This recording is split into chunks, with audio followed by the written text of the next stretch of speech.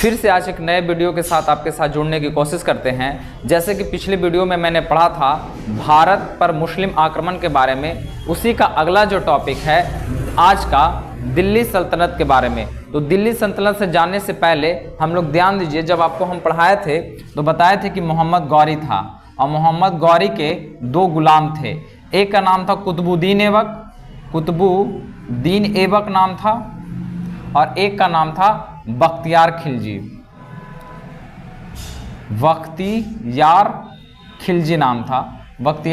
नाम था।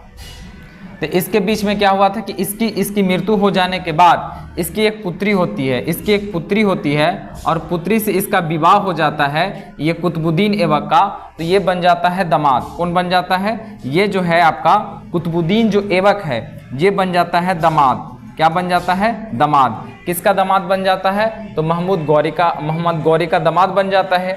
और बाद में मोहम्मद गौरी की मृत्यु के बाद ये बन जाता है शासक बन जाता है। तो शासक बनने से पहले ध्यान दीजिए, इसमें हम लोग का जो आज पढ़ना है वो पढ़ना है दिल्ली सल्तनत के बारे में। तो दिल्ली सल्तनत देखिएगा, अगर दिल्ली सल्तनत की बात किया जाए,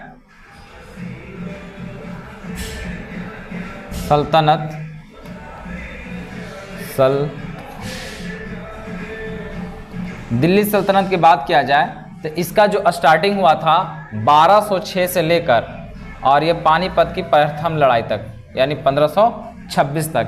इसमें अगर हम लोग देखें तो कितने शासक बने? अगर इसमें शासक की बात करें तो 6 शासक बने हैं। कितने शासक बने हैं? 600। और लगभग इसका जो वर्ष चला है ये चला है 320 वर्षों तक चला है। कितने वर्षों तक चला है? 320 वर्षों तक। तो इसका एक हम ट्रिक बताते हैं, ध्यान दीजिए। इसका जो ट्रिक है देखिए बहुत सारे बुक में मिलता है और वो शायद सही ट्रिक भी है। इसका क्रम भी देख लीजिए। इसका एक होता है गुलाब खिले तो सांस लो, गुलाब खिले तो सांस लो। क्या इसका ट्रिक है भाई? इसका ट्रिक है गुलाब खिले तो सांस लो। याद रहेगा क्या इसका ट्रिक है? गुलाब खिले तो सांस लो। ध्यान दीजिए।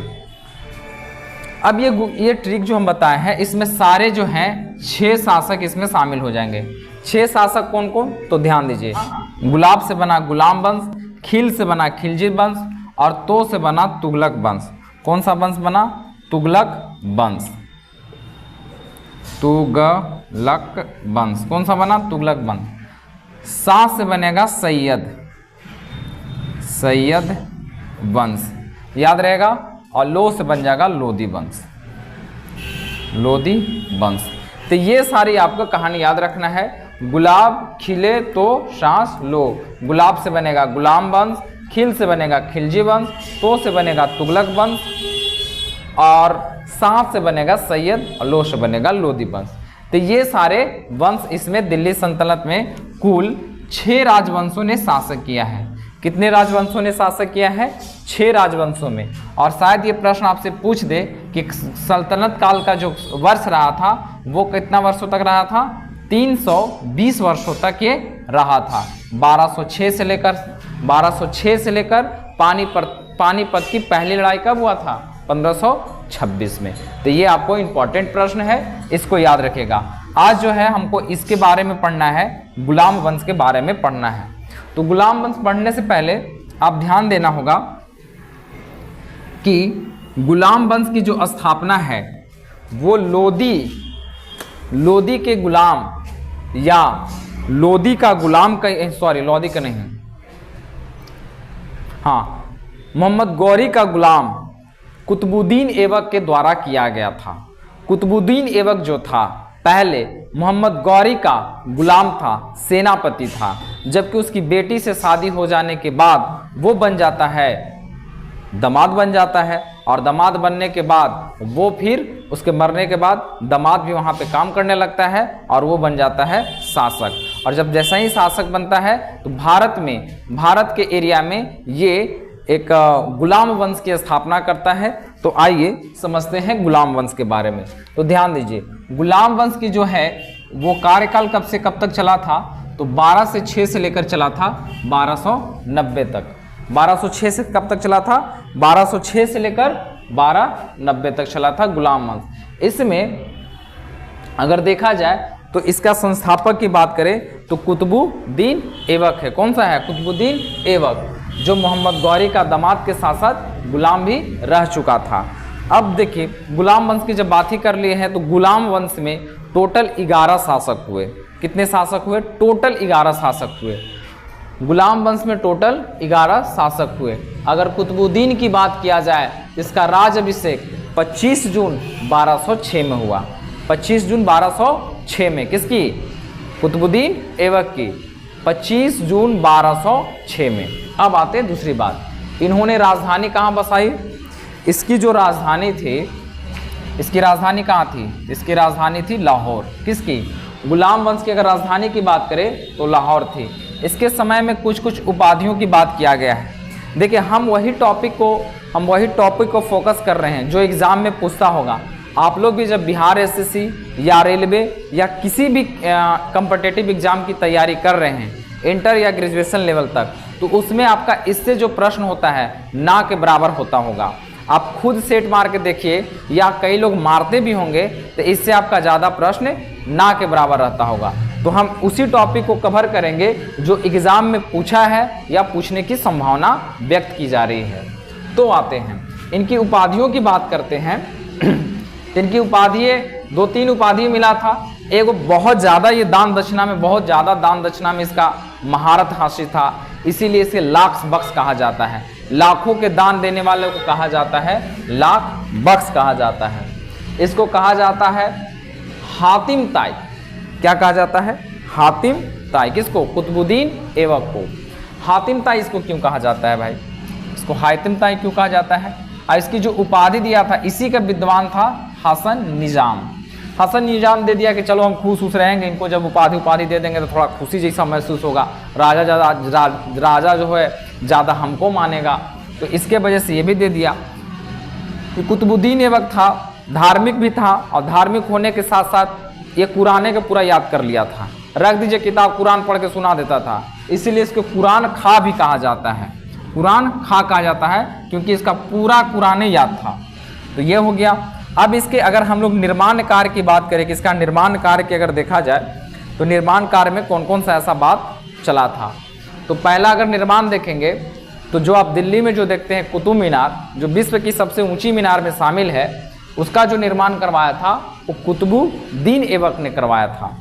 ये किस लिए करवाया था? आज तो गुरु को कोई लगाते भी नहीं, लेकिन अपने गुरु की याद में, कुतुबुद्दीन बख्तियार काकी की याद में कुतुब मीनार का निर्माण कराया था दिल्ली में। लेकिन बेचारा ये बाउंड्री ही साइड से मारा, 2 मंजिला बनाया, बाकी ये गुजर गया। गुजरने के बाद अभी गुजरा कहाँ? तो ध्यान दीजिए, इसको बड़ी शौक था चौगान खेलने का। चौगान होता है, घोड़ा पे बैठ जाइए, एगो इतना बड़ा डंटा ले लीजिए बड़े को, और नीचे में बॉल होता है, जैसे हॉकी आदमी दौड़ के खेलता है, घोड़ा पर से खेला जाता है, उसको बोलते हैं चौगान। तो चौगान खेलते समय इसकी हो जाती है मृत्यु, और मृत्यु हो जाने के कारण हो जाती है इसकी मौत। तो कुतुब मीनार जो बना रहा था, कुतुब मीनार जो बना रहा था अपने गुरु की याद में, वो अधूरा रह जाता है। फिर उसी अचानक उसका एक बेटा रहता है, अचानक क्या मतलब बेटा रहता ही है, तो अचानक उसके बेटा को बना दिया जाता है गुलाम वंश का सरदार, यानी गुलाम वंश का राजा बना दिया जाता है। लेकिन अयोग्य था, ऐसे भी राजा का बेटा देखिएगा तो ज़्यादातर बोथे उथे टाइप का रहता है, तो उसको बना दिया।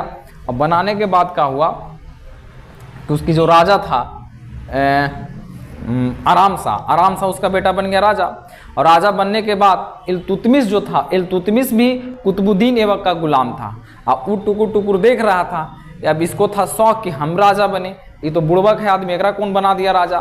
तो क्या किया कि राजा कैसे बन सकते हैं, तो उसने दूसरी चाल चला। उसकी एक बेटी थी कुतुबुद्दीन ऐबक की, कुतुबुद्दीन ऐबक की एक बेटी थी, उससे ये शादी ब्याह कर लेता है। और शादी ब्याह करने के बाद ये बन जाता है राजा।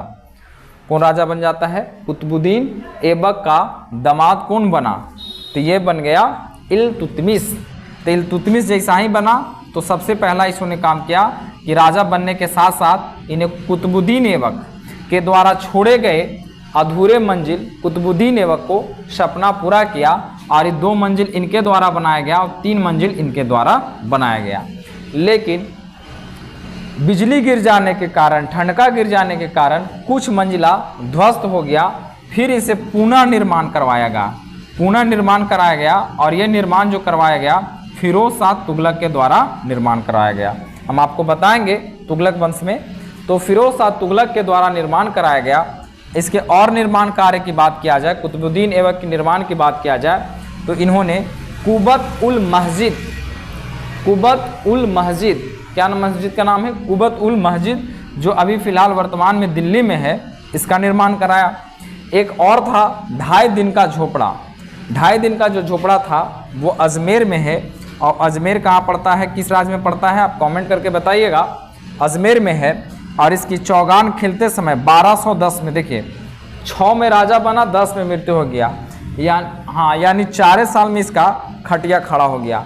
चौगान खिलते समय इसकी मृत्यु हो जाती है, कहाँ? लाहौर में, वो अपनी जहाँ राजधानी बनाया था। इसके पिछले वीडियो में मैंने इसके पीछे समय में बात किए थे कि आराम शाह ये मात्र 8 महीना का राजा रहता है, और इसी के समय इसी का एक राजा बन जाता है। नेक्स्ट राजा जो बनता है वो बनता है इल्तुतमिश 1211 से लेकर 1236 तक, जिसे ये पहली जो राजधानी, इसे कहा जाता है वास्तविक संस्थापक कहा जाता है, क्योंकि इन्होंने सबसे ज़्यादा जो विस्तार की बात किया जाए, गुलाम वंश की सबसे ज़्यादा अगर विस्तार की बात किया जाए तो इसी के समय में हुआ था। और इन्होंने अपनी राजधानी लाहौर से कहाँ हस्तांतरित कर ली थी? लाहौर से इन्होंने दिल्ली बसा दिया था। क्लियर है बातें? इल्तुतमिश जब राजा बना, इसे गुलाम वंश का वास्तविक संस्थापक किसे कहा जाता है? तो इल्तुतमिश के कहा जाता है। और उन्होंने अपनी राजधानी लाहौर से कहाँ हस्तांतरित कर ली? ये दिल्ली हस्तांतरित कर ली। राजा बनने से पहले कौन? इल्तुतमिश राजा बनने से पहले कहाँ का ये सरदार हुआ करता था, कहाँ का सूबेदार हुआ करता था? तो एक बदायूं शहर है, यहीं का सूबेदार हुआ करता था। जैसा ही जब ये आया, कहने का मतलब राजा बना, तो राजा बनते समय इन्होंने कुछ प्रमुख योजनाएं बनाए, जिसमें से कुछ योजनाएं हैं। हम 3 योजनाएं के बारे में बात करते हैं। इसके 3 प्रमुख अंग हुआ करते थे। पहला जो अंग है, इसने लाया था इक्ता व्यवस्था। इक्ता व्यवस्था ये हो गया पहला। दूसरा की बात करें तो इन्होंने लाया था सेना, लेकिन सेना लाया। तीसरा बोले मुद्रा प्रणाली। मुद्रा प्रणाली, कौन सी प्रणाली लाया? मुद्रा प्रणाली। अब ध्यान दीजिए, ये एकता व्यवस्था क्या है, सेना क्या है और मुद्रा प्रणाली क्या है? एकता व्यवस्था में सबसे पहले ये होता था कि अगर हम उसके कि यहाँ अगर मान के चले कि अगर हम उसके बाल बच्चा को पढ़ा रहे होते, किसके? इल्तुतमिश के बाल बच्चा को अगर पढ़ा रहे होते, तो हमको वेतन ना देके जमीन देता, यानी काम के बदले में क्या देना था? जमीन देना था। अभी काम के बदले में क्या मिलता है? वेतन मिलता है। तो इसका मतलब ये हुआ वेतन के बदले में जमीन, वेतन के बदले जमीन, वेतन के बदले क्या देना है? जमीन। सेना जो थी, इसमें एक सेना रखे हुए था, लेकिन इसकी जो सेना थी अस्थायी थी, मैंने जहिना काम पड़ा तहिना बुला लिया। जैसे लेबर को आप लोग रखते होंगे, तो जैसे घर बनाना है तो लेबर को बुलाते हैं, घर बन गया तो छोड़ दिए, यही ना होता है लेबर वर्ग में। उसी प्रकार से सेना भी इसका था, अस्थायी था। जहिना बुलाए, लड़ाई लड़ना रहे, आओ सबको आओ, तो सबको आया, लड़ा उड़ा, जो मैंने जीता उता तो उसके मतलब जितना दिन लड़ा उसके बदले में उसको क्या दे दिया? कहीं कहीं जमीन दे दिया। तो ये था सेना। मुद्रा प्रणाली थी, जैसे कि पहले आप जाइएगा तो पहले अगर मान के चलिए मुद्रा यानी क्रय विक्रय करने के लिए मुद्रा का भी प्रचलन था यहाँ पे। तो ये 3 बातें थी। और अगर हम लोग देखेंगे 3 बात ये महत्वपूर्ण था।